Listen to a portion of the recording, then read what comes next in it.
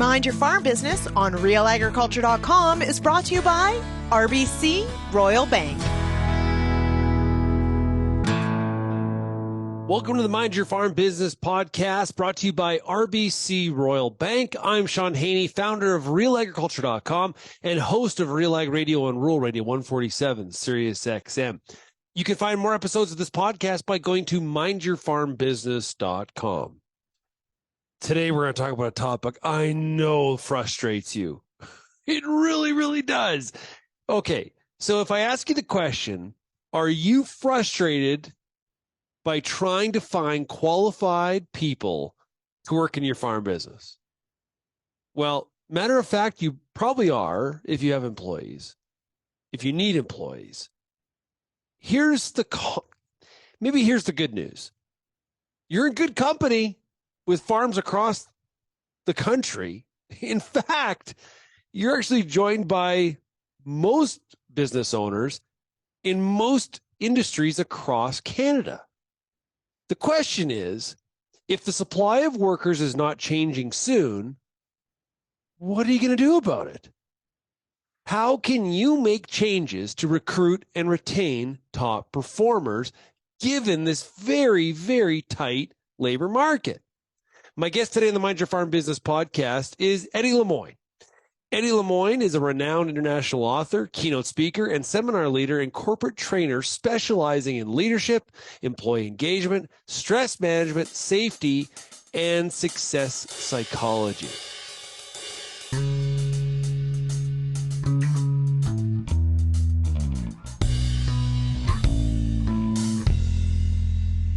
Eddie, great to have you on the Mind Your Farm Business podcast. It's my pleasure to be here. Okay, today we're going to talk about the changing work environment, and farmers, like everybody else that's trying to hire people, having a heck of a time. We've got unemployment very low in Canada, even lower in the United States. We're also dealing with different the changing expectations of the people that are working at companies as well. That is something that's kind of all this is crossing. It's a bit of a chaotic, perfect storm, is it not? Yeah. And, the pandemic had pushed a couple buttons that brought us to a place we were probably going to be 6 or 7 years from now, but it accelerated the whole process. And I think people are really struggling to adjust to what the new reality is. And I think to some degree, people are thinking, well, this is going to be over. We'll just wait a little while and things will open back up and there'll be an opportunity to hire people. But the skill shortages, we're kind of at the beginning of, 5 or 6 years of some real pain around attracting, retaining, and keeping employees. Yeah. And added to that, if we think about it we hear about the trades a lot in agriculture, on the farm or the ranch. If somebody was going to go into trade school, that's the kind of person, someone that's tactical with their hands, they're practical, they like being outdoors, they like, really feeling a sense of accomplishment and, the physical side of things. For a long time, we encouraged a lot of people to not enter fields like that and enter more of professional or white collar kind of occupations. That's also, I think, one of the variables here that's really biting us. Yeah. In fact, if we look at the trade, some of the highest paying jobs in the country right now are in the trade side of things. In a recent speech I gave in an industry that caters mostly to heavy equipment operators, they're the second highest paid industry in that particular province, next to the mining industry. So trades are really a great place to send people now to have a good long career, but with a very high income as well. Yeah. Okay. So what are some of the pressures that people are dealing with? Is it harder right now to find people? Or is the harder part keeping them? Talk about how this workplace is changing. So it is definitely harder to find people right now. And the numbers don't lie. I mean, if you look at it, like in Canada right now, we've gone down as low as 4.9% jobless rate during the kind of the top of the pandemic. If we're hovering around 5.1 or 5.2%, that's like super, super low. But because 5% is considered fully employed. But if you look at other G7 countries like south of the border with the US, where they would hover down around 3%, what happened during the pandemic is it allowed people realized they could work from home. So a lot of industries will say, well, that doesn't apply to me because my people either turn a wrench or they drive a truck or something like that. But the reality is it really applies to everyone because it put pressure on everyone's employees. And, to give simple examples, the hospitality industry during the pandemic lost 237,000 people that moved into other industries. So they would traditionally be people that would have to go to work, but opportunities kind of arose for them to go into other industries and work maybe remotely or a hybrid work environment. So even when industries say it doesn't impact me, it still impacts you because you now have to work really hard, not just to keep your employees in your businesses, but to keep people in your industry so that they don't go off into another industry and then make it even more difficult in the next round when you're trying to hire people, maybe for the next season or something. Yeah, and a good example here, which I think is a little bit different, it was in agriculture, especially in Alberta. There was a long time of struggle to keep people in the industry because they could move over to the energy sector, do maybe somewhat similar stuff, but make a lot more money. Yes. And agriculture could never compete with the energy industry, but that's a good example of trying to keep people in your industry. That's right. This example, it's not about the money necessarily. It's about the structure of the workday and what's important to the person. That's even more complicated. That's right. And I think you have to kind of look beyond it's, like work from home or not work from home. I mean, that's obviously part of it, but it's the flexibility that people look for in the workplace now, flexible hours, come in later, go home earlier, work 4 days a week, have 3 days off. People have to be a little bit open to new ways of attracting people to come in and work. We seem to get hung up on this work from home scenario, but that's only part of the challenge that's happening right now. What happens when you take the numbers and make them as tight as they are right now? Opportunities become available for people to move around. And recently I was talking to a CEO of a large association and she said, well, what are we going to do? And there's really two answers for any industry. One is, well, three kind of. One is you have to take people from other industries. So you have to make your industry more attractive to get people to go from other industries into your industries. And that could be flexibility, it could be pay, it could be making the industry more fun to work in.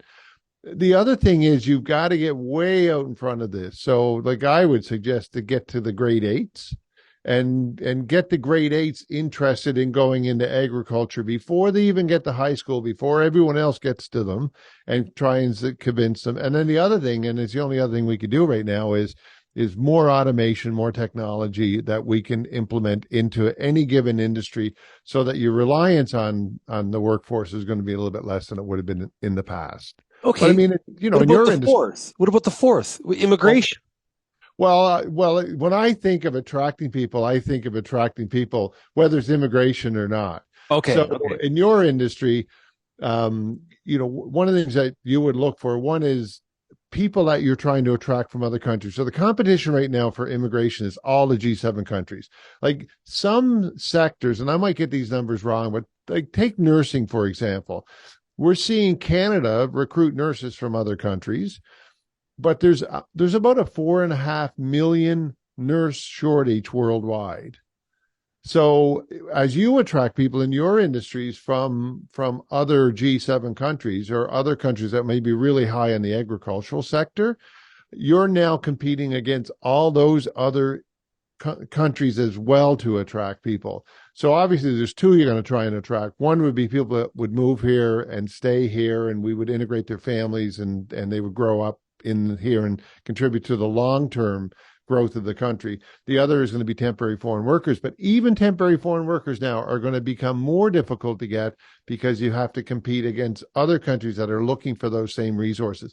Canada's not the only country that's feeling this, and that's what makes this so different now is that all the G7 countries are struggling to find people.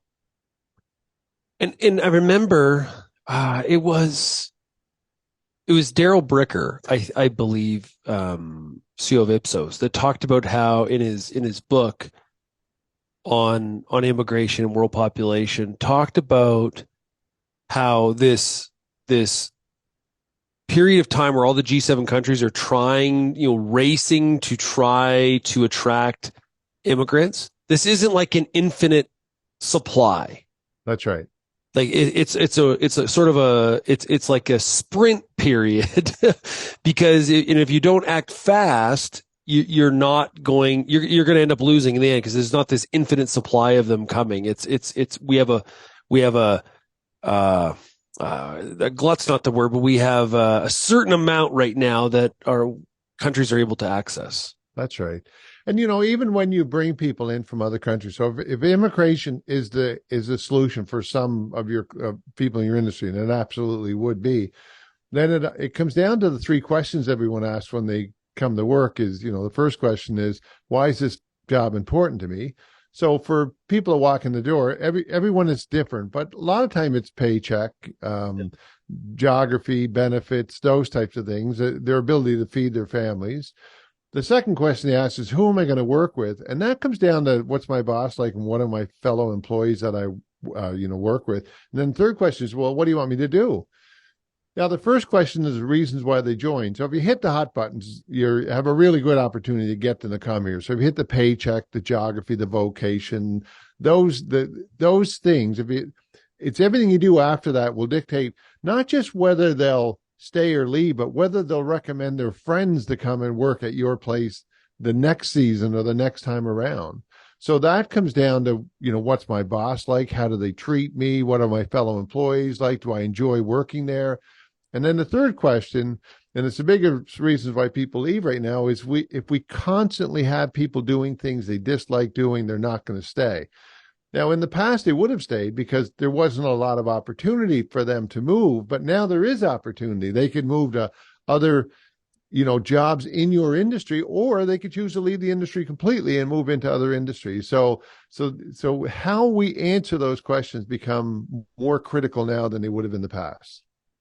If you look at the challenges here right now in this context, is it the same through all levels? Like from, somebody that's on the just entry level position at a large corporation, or their entry level position in a business on a farm, all the way through to the the C-suite. Is this like throughout, or are there areas that are doing better? It's every industry, every corner of the country. How do we escape this? This is well, that's the challenge, right? Like that's the challenge. But I would think that it's a bigger problem for the lower paid income. So if you look at, the number's probably around 900,000 job vacancies in Canada right now, probably around 10 million in the US.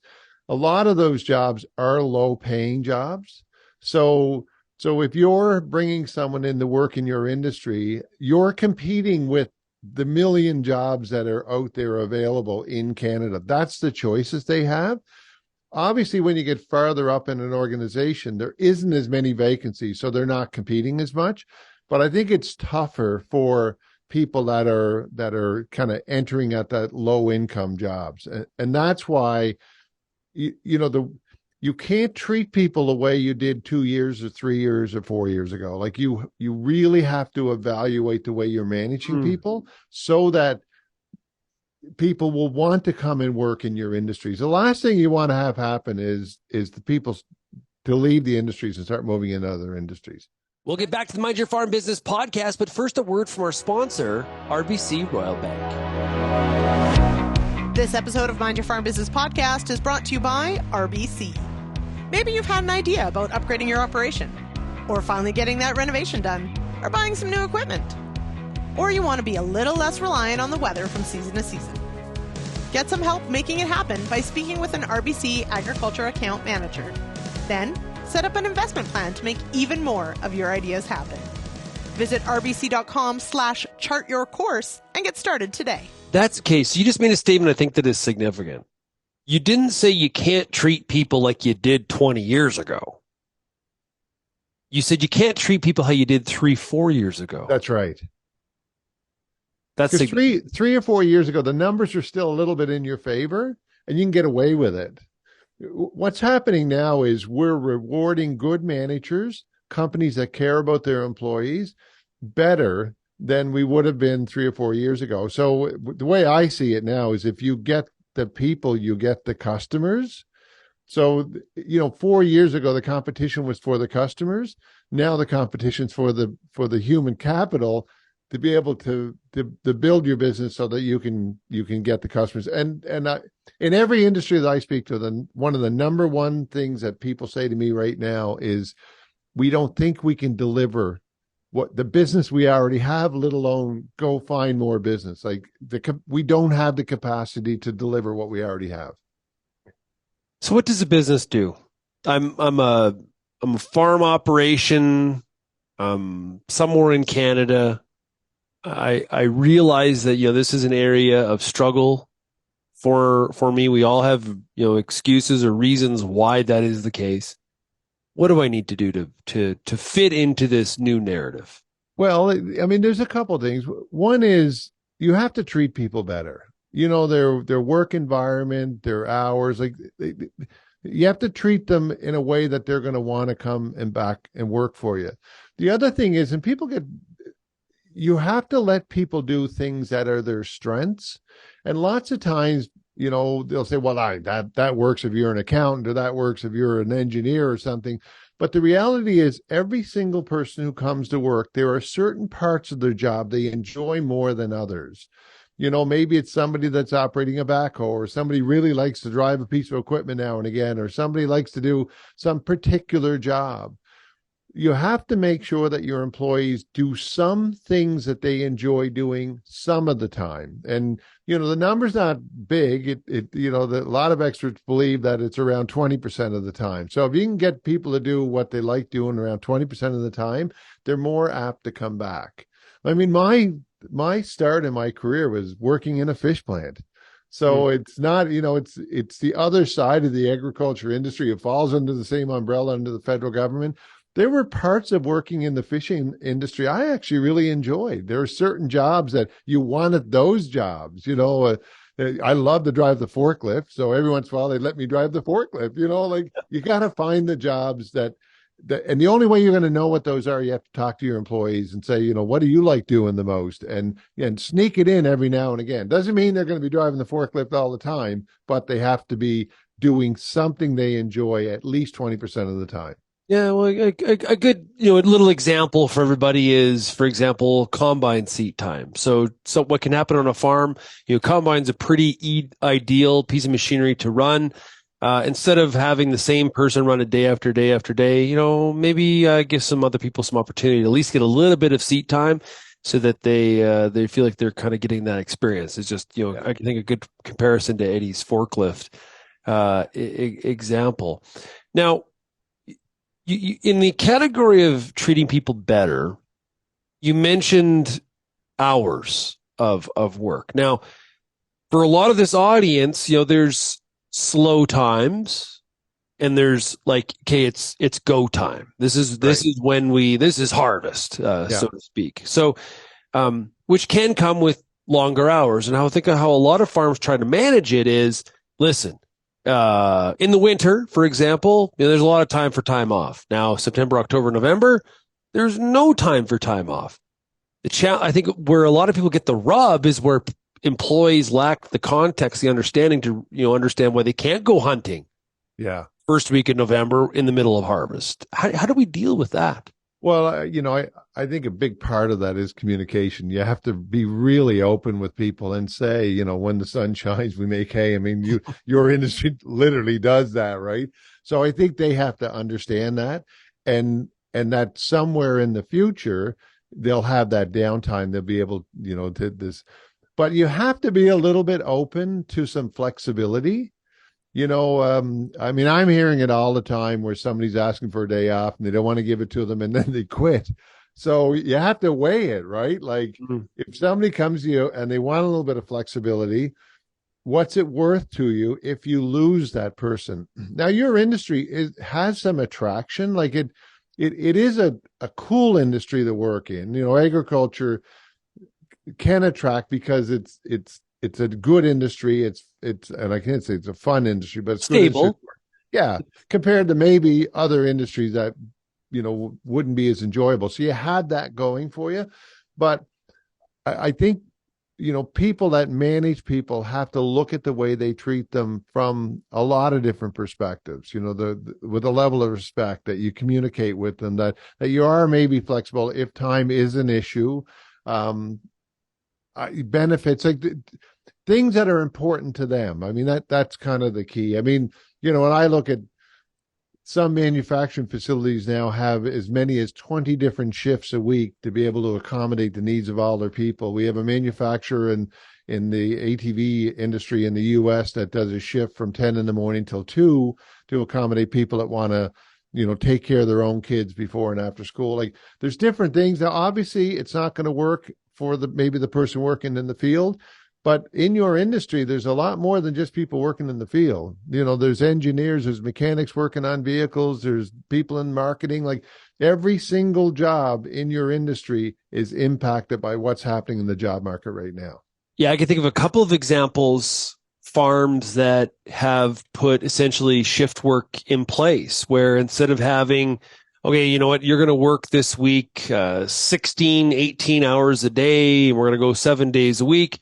They've got shifts where somebody's working the front of the week, somebody's working the back, or what we would expect in more regular shift work, which is somebody's got mornings, somebody's got nights, and then you flip at some point, doing that kind of stuff to sort of manage some of that workload. Yeah. And then look, even to go a little bit deeper, like if you have a piece of farm equipment and you traditionally own it for, say, 6 years, but in year 4, it really starts to cause trouble. There's a lot more mechanical time, but you can't find mechanics.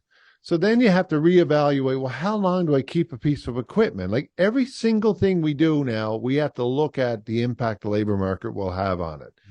So, we know people in the taxi industry that traditionally would keep vehicles for 4 years, now only keep them for 3 because they can't find enough mechanics to maintain them in year 4. So you have to look at every single job in the industry and see what impact the job market's having on that, and how should you do your business maybe a little bit different in the future. And you mentioned this at the beginning. The important component of all of this discussion is whether we like it or not. I'm not saying I like it. There's things they're sort of frustrating as a business owner here. This is not reversing course. We have anytime soon, at least. I'm not going to say never, but not in the short term, because the supply issue here of labor is very intense. Yes. Very, very intense. Yes. Yeah, this is not going away. And I, I speak a lot on this. I mean, probably 100 speeches a year on it. And I know I annoy some people in the audience because it's not what they want to hear, right? But that doesn't mean it's not what's really happening. I mean, all I do is I relay the numbers. Here's what's happening, and here's where we see it going. Maybe it'll change. Maybe they could, like, even if we keep raising interest rates, it doesn't seem to be slowing the economy down. Right. I mean, I can't get in the parking lot at the local shopping mall, and interest rates are still going up. So it's very different now compared to even 2007 when we were heading into the 2008 slowdown. 2007, we also had a skill shortage. But the difference then is all of the baby boomers were still working. What's happening now is, we're losing about 8,500 baby boomers turn 65 every week. So we may not lose 8,500, but we're probably darn sure we're losing 6,500 every single week. So they're leaving and they're never coming back. I mean, you might pull them back, and everyone has somebody in their family that said, "Oh no, I'm going to go back to work," and they go back for 6 months, and then they go, "No, I'm retired. Yeah, I don't yeah, want to go back." You know, it sounded like a good idea, but no, I'm not doing it. yeah. I mean, and that is a pocket that your industry can look for, would be people that are retiring. You know, I think that's an underutilized market right now, and a lot of industries are starting to look at that sector. And I know hospitality industry is all over that right now. Like, how do we get people to come back and work in that industry? Yeah, absolutely. You know, this is very fascinating, Eddie. I think this is something that impacts all of our audience. Yes. If they do have hired people on the farm or the ranch, the reality is uncomfortable. It's frustrating. It's trying to figure out how you adapt and make it work for your own situation. And there's no silver bullet here, so to speak. No. But there is some options and ways to make this work for your business. Is that a fair way to put it? Yeah, I agree 100%. Yeah. Yeah. There is some ways to make this work. You just have to be open to doing things maybe a little bit different than you did in 2019. Eddie, thanks a lot for joining us here today on the Mind Your Farm Business podcast. It's my pleasure. Thank you very much. Eddie Lemoine brings up some interesting points on how the supply of workers is really not improving in the short term. This isn't an issue that's just going to go away. Miraculously, all of a sudden tomorrow, there's going to be all these workers to fill all these jobs. In fact, some people believe that we're going to need to have an extreme amount of implementation of things like AI and robotics. They need to happen to deal with some of these worker shortages that society is currently facing. I hope you enjoyed today's discussion. If you have any feedback, comments, please email me at shaney@realagriculture.com, or you can call the Real Ag feedback line at 855-776-6147. Let us know about some of the ways and things that you're doing to adjust to this worker shortage. Do some of the things that Eddie talked about make sense to you? Are there things that you disagree with? Talk about some of the things that you've implemented that are maybe a little bit creative on the programming side, or incentives that you provide workers to attract and retain that top talent. For more episodes of the Mind Your Farm Business podcast, you can go to mindyourfarmbusiness.com or find the podcast wherever you download your podcasts. And special thanks to RBC Royal Bank for being the sponsor, of course, of Mind Your Farm Business. And until next time, keep on minding your farm business.